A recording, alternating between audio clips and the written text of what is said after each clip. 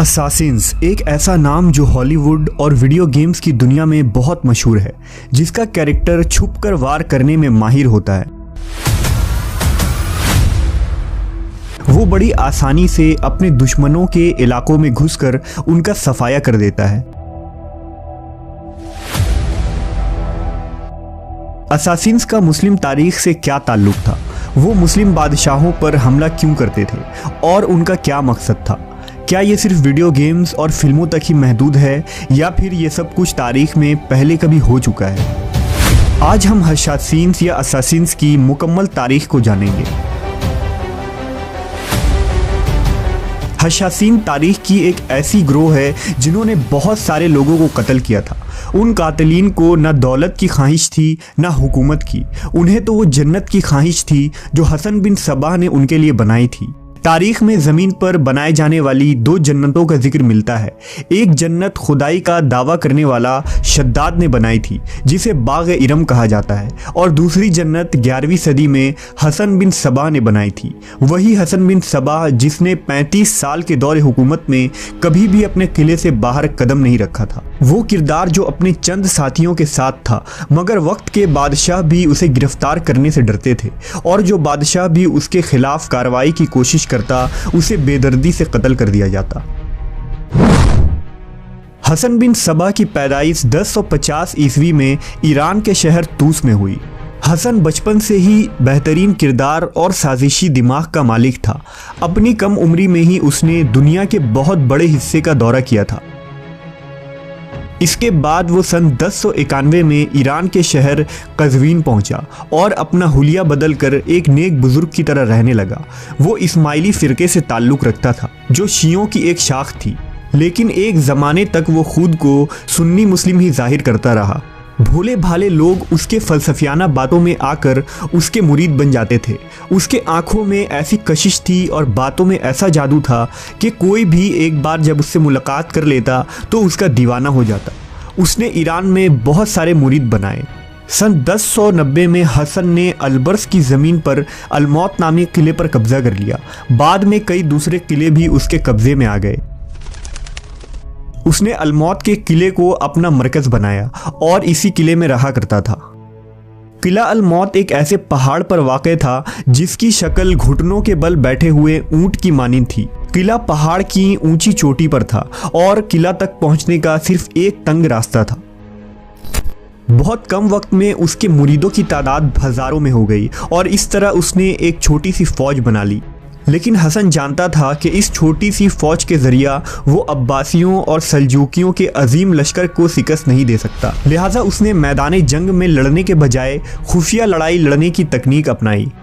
उसने अपने वफादार के ज़रिया हुक्मरान, वज़ीर, सिपाही या किसी बड़े ओहदे पर फाइज शख्सियत को मरवाना शुरू किया।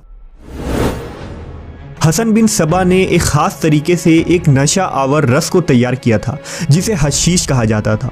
उसने अपने मुरीदों और सिपाहियों को हशीश पिलाना शुरू किया और वो इस नशा आवर मशरूब के आदी हो गए। इसे पीने के बाद जब वो अपनी दिमागी हालत खो बैठते तो उन्हें लूट मार करने के लिए मुहिम पर भेज दिया जाता। इस लूटे हुए दौलत से हसन ने अपने किले में एक खूबसूरत जन्नत की तामीर की, जिसमें सोने चांदी के नक्श और निगार बनवाए गए और वहां दूध और शहद की नहरें बनवाई गईं। उसने खूबसूरत और हसीन तरीन औरतों को दुनिया भर से मंगवाकर इस बाग में रखवा दिया और उन्हें हूरों का नाम दिया। हसन बिन सबा अपने मुरीदों को हशीश पिलाकर इस खुफिया जन्नत में पहुंचा देता, जहां दुनिया भर की नेमतों के अलावा खूबसूरत लड़कियां भी होती थी, जहां नए मेहमान को ऐसी ऐसी लज्जतों से आशना करवाया जाता जो इस दुनिया में कहीं भी मुयस्सर नहीं थी। होश में आने के बाद ये सिपाही सोचते कि वो हकीकी जन्नत में पहुंच गए थे, लेकिन ये ऐशो आराम सिर्फ चंद दिनों की होती थी। इसके बाद उनको बेहोशी की हालत में ही खुफिया रास्तों से बाहर निकाल दिया जाता। जो कोई भी इस जन्नत में एक दफ़ा जाता वो दोबारा वहां जाने के लिए कुछ भी करने को तैयार होता था। और इसका फ़ायदा उठाकर उन लोगों को उस ग्रोह में शामिल कर लिया जाता जिन्हें फ़िदाइन का नाम दिया गया था। बाद में ये लोग हशाशीन के नाम से मशहूर हुए, जिसे इंग्लिश में असासिन्स कहते हैं।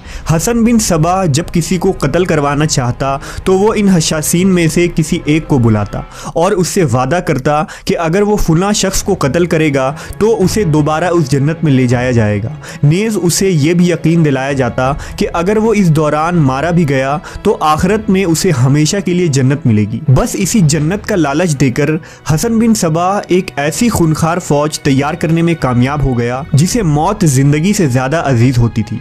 ये लोग हसन के इतने वफादार थे कि उसके एक इशारे पर किसी की जान ले लेते थे या खुद की जान दे देते थे। जब हशाशीन किसी हमले के दौरान पकड़े जाते तो वो जहर आलूद खंजर को अपने हाथ में लेते और एक नारा लगाते, ए हसन तेरे और तेरी जन्नत के खातिर। ये कहकर वो खंजर अपने पेट में उतार देते। हसन ने उन हशाशीन को पूरे शाम और ईरान में फैला दिया और सल्जूकी रियासत के जड़ों को खोखला करना शुरू किया। हशाशीन का दहशत ऐसा फैला कि बड़े बड़े हुक्मरान उनके नाम से कांपने लगे और रियासतों ने उनसे महफूज रहने के लिए हर महीने उनको टैक्स देना शुरू कर दिया। हशाशीन का पहला शिकार सल्जूकी सुल्तान मलिक शाह था, जिसे उन्होंने जहर देकर हलाक किया था।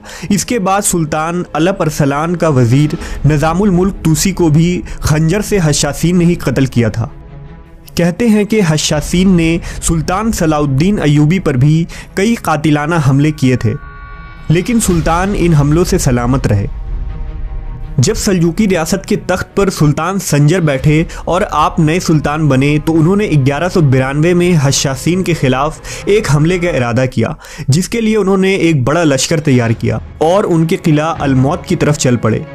सफ़र के दौरान जब एक रात सुल्तान संजर अपने खेमे में ठहरे और सुबह सोकर उठे तो उन्होंने अपने तकिए के नज़दीक एक खंजर और एक ख़त को पढ़ा पाया, जिसमें लिखा था कि इस खंजर को इस तकिए में उतारने के बजाय तुम्हारे दिल में उतारना ज़्यादा आसान था, लेकिन हसन बिन सबा तुमसे सुलह करना चाहता है।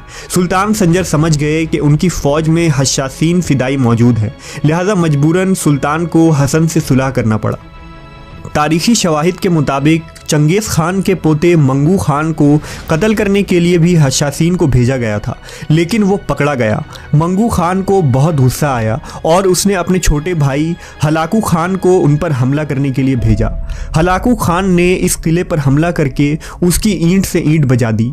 तमाम हशाशीन को गिरफ्तार कर लिया गया और उन्हें बड़ी बेरहमी से कत्ल कर दिया गया। हसन बिन सबा की जन्नत की हूरों को